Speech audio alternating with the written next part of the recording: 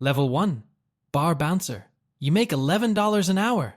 In 25 years, you're going into the WWE Hall of Fame. Right now, you're 24. You've got a replica title belt on your bedroom wall and $40 in your checking account. You work the door at the Anchor, a dead sports bar in Youngstown, Ohio, where the biggest event of the week is free wings on Tuesday.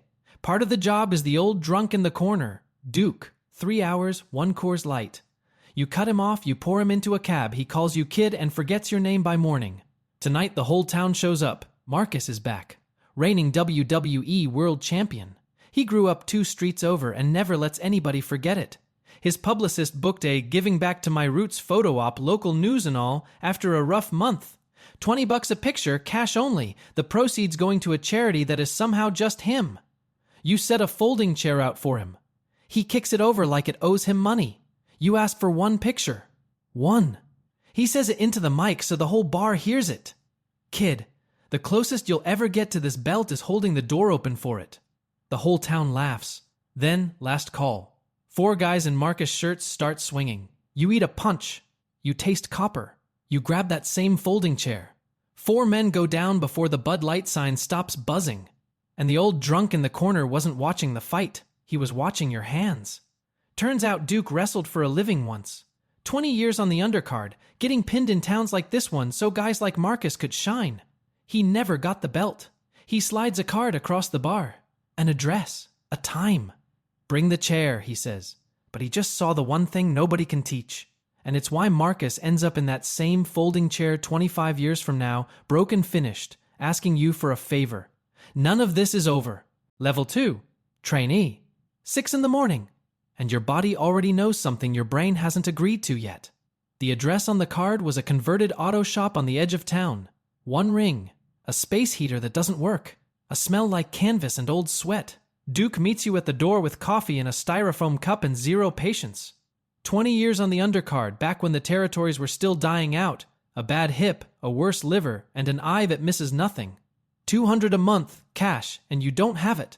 So you keep the bar shift to pay for the privilege of getting hurt before sunrise. You walked in wanting to do a moonsault. Duke makes you take 500 flat back bumps before you're allowed a single move. You hit the mat over and over while he counts out loud, slow, like he's enjoying it. He keeps a bucket by the ropes. Within an hour, you find out exactly what the bucket is for. That night, you can't lift your arms high enough to pour a beer. Here's what nobody tells you. Every new guy thinks he's a month from television. Every new guy is wrong. 2 weeks in, you get cocky. You go for a flashy spot in a practice match and drop your partner on the back of his neck. He's fine. Barely. Duke pulls you out by the arm close enough that you can smell the coffee. You're not paid to be tough, he says. Any idiot off a bar stool is tough. You're paid to make the other guy look like $1 million and get him home to his kids in 1 piece. You sulk for a week. He's not wrong. Then it clicks. You wrestle your first real match in front of the class. Slow. Safe. Every move tells a piece of a story. Your partner walks out looking better than he walked in. Nothing flashy. Nothing that trends. Duke watches the whole thing from a folding chair. Your chair. The bent one from the bar. He's using it to prop up his bad hip. At the end, he nods. Once. That's it. 1 nod. You will chase that single nod for the next 25 years. Into buildings he'll never see. All the way to a stage where they hand you a Hall of Fame ring. You don't know any of that yet. Your girlfriend says you're having a midlife crisis 15 years early. Your brother leaves a voicemail asking when you'll get serious. On the bar TV behind you, Marcus retains the title. Belt on his shoulder. The whole world watching. The gap between that television and this freezing warehouse is the entire story. Duke kills the heater that was never on and grabs his jacket. Got you booked, he says. Saturday, little show, 2 hours north. You ask what it pays. He laughs for the first time all month. Pays? Kid, you're gonna pay them. Welcome to the business. Level 3. Indie wrestler. 40 people in folding chairs, and half of them are related to somebody in the ring. The first show is a VFW hall with a work light clamped to a basketball hoop. You wrestle for free. The second show pays you $20 and a cold hot dog. You take it like it's a title belt. This is the circuit Duke warned you about. You drive to it every weekend. 4 grown men in a Honda Civic, splitting gas down to the dollar. Arguing about whether the MC Donald's by the highway still takes the coupon. You print 10 t-shirts with your own money and set them on a card table. You sell too. One to your own mother. A promoter in a tap-out shirt and frosted tips books you for what he calls a hardcore match. Nobody told you it was hardcore until he hands you a bag of thumbtacks at bell time. The other guy is 300 pounds and smells like a pack of Marlboros. He choke slams you onto the tacks in front of 60 people and a kid filming on an iPad. You kick out at 2. You finish the match. You make $50. The next morning, you pull the tacks out of your back in a gas station bathroom outside Dayton. The promoter texts you the word exposure like it's a paycheck. You take what you can get. A missed booking is a missed meal, but you're getting good. Not flashy. Good. There's a difference. The 40 people who keep coming back can feel it. One night, an old-timer works the same card a guy who got a cup of coffee in the territories before they all died out. He watches your match from the curtain. After, he says almost exactly what Duke said. I've seen hands like that one other time in 40 years, he says, knowing where a man's going to be before he knows it himself. That kid ended up in the Hall of Fame. He says it like a fact, not a compliment. You don't sleep that night. Then the thing happens that changes everything and nothing. A bigger indie books you. 300 paying people. A real ring with actual lights. You climb to the top rope. You look at a balcony. You do something stupid, a dive into the crowd you have no business surviving. Somebody films it on a cracked phone. By Sunday, it has 50,000 views. By Monday, your phone won't stop buzzing. The dive that should have ended your career instead starts it. The move that gets you a paycheck is the same one that puts you in a neck brace. You can't tell which is coming until you land. You're an indie darling now. The fans love you. It's a compliment and a ceiling in the same breath. It means everybody respects you and nobody up top is calling. Your ribs are taped. You have no insurance. You wrestle 3 shows in 2 days with a tooth that needs a root canal you can't afford. Then an email lands that you read 4 times before you believe it. A tryout. Orlando. The Performance Center. Marcus's company. The same building. The same belt he told you to hold the door for. It just opened from the inside. Level 4. NXT prospect. You sign the contract on a Tuesday, and your hand is shaking, and you tell yourself it's the air conditioning. A downside guarantee. Real money. The first regular paycheck of your adult life. You quit the bar. You hand in the vest and the flashlight, and nobody throws you a party. The girlfriend moves to Orlando with you. For a while. The hard goodbye is Duke. You drive to the warehouse one last time, and he's sitting in the bent chair drinking a beer at 10 in the morning. He doesn't get up. He hands you a 6-pack and says, "Go get it." That's the whole speech. You carry that goodbye in your chest for the next year. In a city where nobody knows what he gave you, the Performance Center is a spaceship. Trainers with clipboards, a weight room worth more than your hometown, a smoothie bar, a sports psychologist who wants to talk about your childhood. And the first thing they do is take you apart. Do less, they say, over and over. The dive that got you here 50,000 views and a neck you'll feel for the rest of your life, they call it indie garbage. They put you in promo class with a script and a coach who corrects your breathing. They hand you a name a focus group picked, a name you'd have made fun of 2 years ago. They shave off the look you spent 5 years building. You say yes to all of it. The dream costs your face and your name, and you pay it in full. For months, you're a body in dark matches. You lose to guys getting built. You take the pin. You drive home. The thing Duke trained you to do, make the other man look like gold, is now the thing they use to bury you. Then one night at a TV taping, they give you 90 seconds on a live mic. 90 seconds. You cut a promo that comes from somewhere real, and the crowd pops loud, the kind of loud you can't fake or script. After that, they write you back in. And that's the week Marcus walks through the building. He's a part-time champion now. A power backstage. The man whose opinion moves you up or ends you. He stops in catering 10 feet from you. He looks right at you. Nothing. No flicker. Either he doesn't remember the bar, or he remembers it perfectly and wants you to feel how little it registers. You hear later what he told a producer. He's a good hand. He's not a guy. Good hand. The same shrug from the bar in a better suit costing you a year. He blocks your call-up with one sentence in a meeting you're not allowed into. The bent chair sits in your locker because they won't let you bring it on television. Some nights it's the only honest thing in the building, but you keep winning the matches they can't script around. And one Wednesday on camera, you win a #1 contender match clean. The title shot is yours. That weekend on a podcast, Marcus calls NXT the minor leagues. He has no idea you just bought your ticket out of them. Level 5. NXT Champion. The champion is a former college All-American they've spent 2 years building. He has never lost clean down here. Your match with him is 22 minutes of war. You break your nose in the 3rd minute and wrestle the other 19 breathing through your mouth. He kicks out of your finish at 1. You kick out of his at 1. There is blood on the canvas and 15,000 people on their feet, and neither of you will stay down. Then you read his shoulder. The same half second from the bar doorway. You catch him a beat early and hit the move nobody kicks out of. This time he stays down. The referee hands you the NXT Championship at a takeover. The bar bouncer who set up folding chairs for tips is holding a title over his head. The crowd chants your name. Your real one, not the focus grouped one. For the first time, the room isn't laughing. The room is yours. You find a quiet hallway after and you call Duke. He doesn't say congratulations. Of course he doesn't. Good, he says. Now listen, they're going to try to ruin you upstairs. That belt's a deposit, not the prize. You're not done until the man who told you to hold the door is the one asking you to hold his. He says it plain, like he's reading a grocery list. WWE Champion, the Hall of Fame. Marcus on his knees. You tell him he's getting ahead of himself. He's not. He's buried 2 friends who got exactly this far and believed the building loved them back.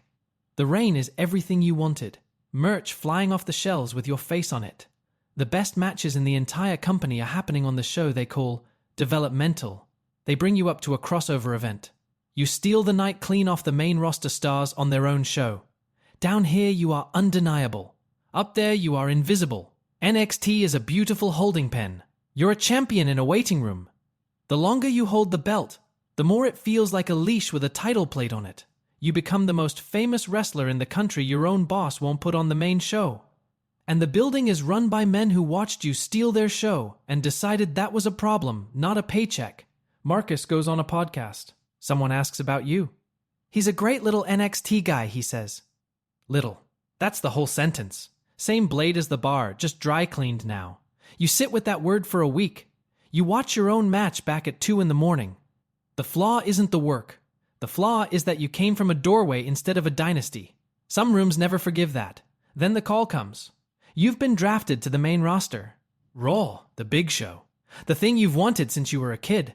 You drop the NXT title clean on your way out the door. Nobody walks into the big show still wearing the minor league belt. You tell yourself you won't need it where you're going. You call Duke to tell him. He's quiet for a second.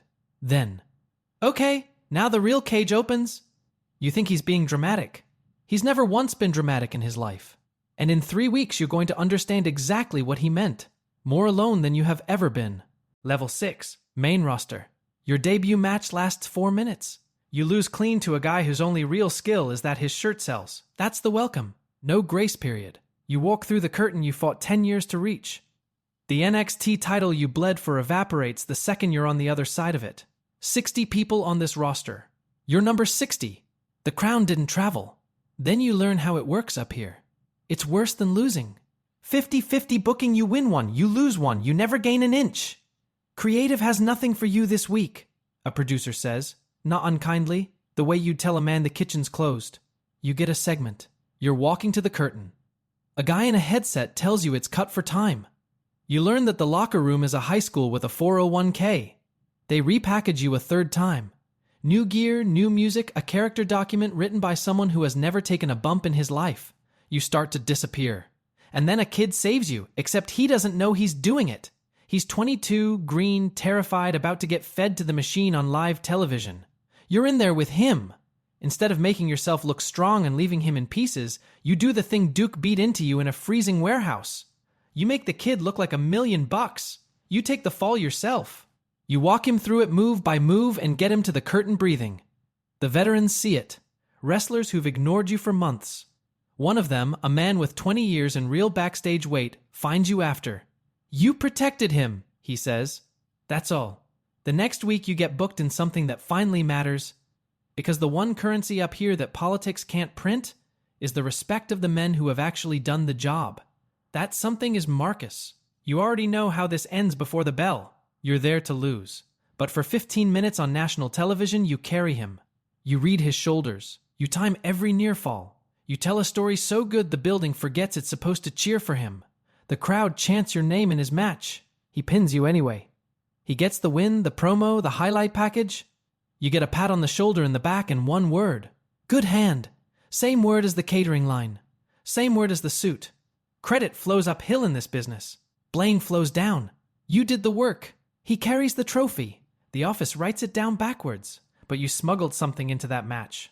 The bent chair from the bar. Into a brawl on the floor. Swung in front of millions of people. The announcers don't know the story. Where'd he even get that chair? One of them says on commentary. You know where you got it. The chair Marcus kicked across a bar floor just made it onto Monday Night Raw. And the crowd that chanted your name during his match The Office can pretend they didn't hear it. They cannot unhear it. Level 7. Intercontinental Champion. The chant The Office couldn't unhear turns into a battle royal they didn't book you to win, and the battle royal turns into a title. You win the Intercontinental Championship, the workhorse belt, the one they hand to the guy who can actually wrestle while they figure out what to do with the pretty ones. You carry the whole mid-card on your back. Here's the part you'd never guess from the outside. The belt becomes a prop in other people's stories. Your merch outsells 2 main eventers. When the numbers come in, the office calls it an anomaly. You are on paper the most respected man in the building with the least power in it. You call Duke from the road. He sounds smaller every month now, the liver, the years. He still won't say congratulations. You start buying him a front row seat at every show, even the ones he's too sick to reach. The same veteran from the locker room finds you in a hallway. You want out of the mid-card? One door. You take the throne from the man sitting on it. Nobody hands it to you. And when you do, they put you on a stage one day and call you immortal. He means the WWE title. He means the Hall of Fame at the end of it. He means Marcus. Everyone means Marcus. Then comes the night that makes you undeniable. WrestleMania. 80,000. They put your Intercontinental match on before Marcus's main event the way you tell a man his ceiling. So you steal the show in broad daylight. 25 minutes. You take a back body drop off the apron through the announce table. You go to the top rope and hit the same dive you've thrown since that VFW balcony, except now it's 80,000 people and the camera's alive.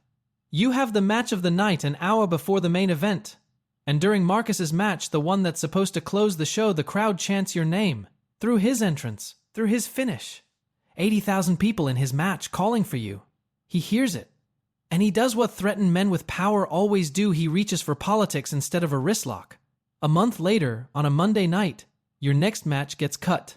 Then he grabs a live mic. He cuts a promo that's a little too real. The kind where the line between the character and the man blurs on purpose. Some of us were trained to be champions, he says, staring into the hard camera. This guy? He was trained to check IDs at a bar. The arena laughs. 20,000 people. Same laugh as the anchor all those years ago, just louder. Then he holds up a folding chair somebody handed him and grins. What's this? His retirement plan. Still hauling that bar stool around? You don't react. You take it. Because you know something he doesn't. You know exactly what that chair is for. And it is not for him to hold. Not yet. The Royal Rumble. 30 men. You go in at number 2 and you outlast all of them. When the last body hits the floor and your music hits, you don't celebrate. You walk to the end of the ramp. You point one finger down the aisle at Marcus at the WWE Championship on his shoulder. The collision is finally booked. You versus the man from the bar for everything at WrestleMania. It only took 20 years to make him look at you. Level 8. WWE Champion. The bell rings. 80,000 people stand up at once. The bar humiliation that walked 20 years to get here finally has somewhere to go. You versus Marcus. Main event. WrestleMania. Everything. And for the first 10 minutes, he's right about you. He's a different animal under these lights. He kicks out of your best every time that arrogant little kick of the shoulder up off the mat that says, is that all you've got? And at one point, he leans in close. Close enough that only you can hear it over the roar. He says the same 4 words from the bar. Hold the door, kid. You're losing.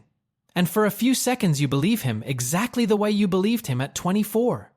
Then he winds up for the finish, and he drops his shoulder. The same half second you read off 10,000 drunks through a bar doorway, and 20 years of reading shoulders in dive bars and VFW halls and freezing warehouses and die. Developmental rings all collapse into a single motion as you catching a beat before he commits, before he even knows he's committed, and put him flat on his back in the middle of the biggest match on earth. 1, 2, 3. You're the WWE champion. The man who told you to hold the door is flat on his back, and you are holding the belt he swore you'd never touch. You look to the front row, to the seat you bought and paid for months ago, the best seat in the building, the one you saved for an old man with a bad hip and a worse liver who taught you everything you know in a freezing warehouse that smelled like canvas and sweat. The seat is empty. Duke didn't live to see this, so you don't lift the belt first. You reach under the ring, where you made them hide it before the bell. You pull out a bent steel folding chair.